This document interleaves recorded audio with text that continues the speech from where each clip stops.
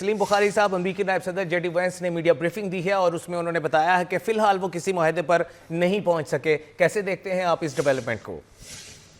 دیکھیے، پہلی بات تو یہ ہے کہ انہوں نے ابھی ایسا کوئی نیگیٹو جواب کسی سوال کا بھی نہیں دیا اور نہ اپنے پاس سے کوئی بات کی ہے. انہوں نے کہا کہ مذاکرات کا عمل جو ہے وہ جاری ہے.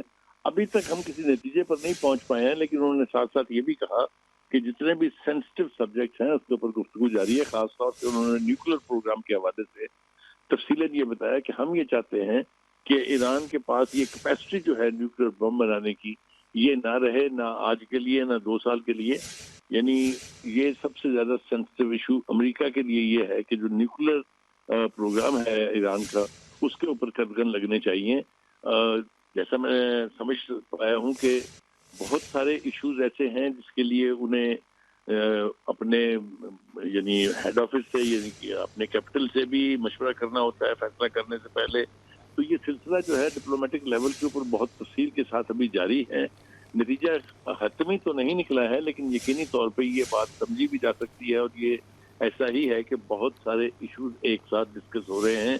لیکن ابھی آپ اس پوزیشن میں نہیں ہیں دونوں فریق میں سے کوئی بھی کوئی حتمی بات کر سکے.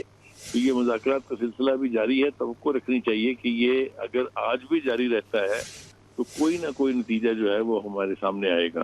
جی سر، ان کی جانب سے ایٹمی ہتھیار کا ذکر تو کیا گیا ہے، لیکن آبنائے ہرموز اور ایران کے جو اثاثے منجمد ہیں دنیا بھر میں یا قطر میں، اس حوالے سے کوئی ذکر نہیں کیا گیا. تو کیا یہ سمجھا جا سکتا ہے کہ ان نکات پر جو ہے وہ اتفاق ہو چکا ہے کسی بھی طرح کا؟ دیکھیے، انہوں نے ایک ہی سب موضوع کا ذکر کیا ہے اور وہ ہے نیوکلیر پروگرام. اس کا مطلب یہ ہے کہ نیوکلیر کے حوالے سے ابھی کسی نتیجے پر پہنچنا باقی ہے. اور دیگر ایشوز جو ہیں، بہت سارے ایشوز ہیں نا، ایک ایشو نہیں ہے. ایسا نہیں ہے کہ ایک دن کے اندر یہ تمام ایشوز جو ہیں وہ ریزالو ہو جائیں گے.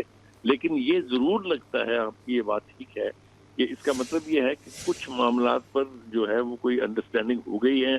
صرف نیوکلیر کا مسئلہ ایسا ہے جس کے اوپر کچھ ڈیٹیل ڈسکشن اور کچھ ڈیٹیل فیصلے ہونے باقی ہیں.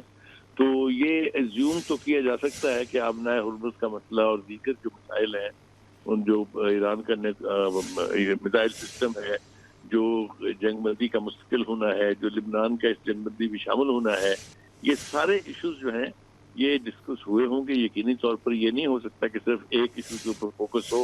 تو یہ توقع بھی کی جانی چاہیے کہ کچھ ایشوز کے اوپر یقیناً انڈرسٹینڈنگ جو ہے وہ ہو گئی ہے.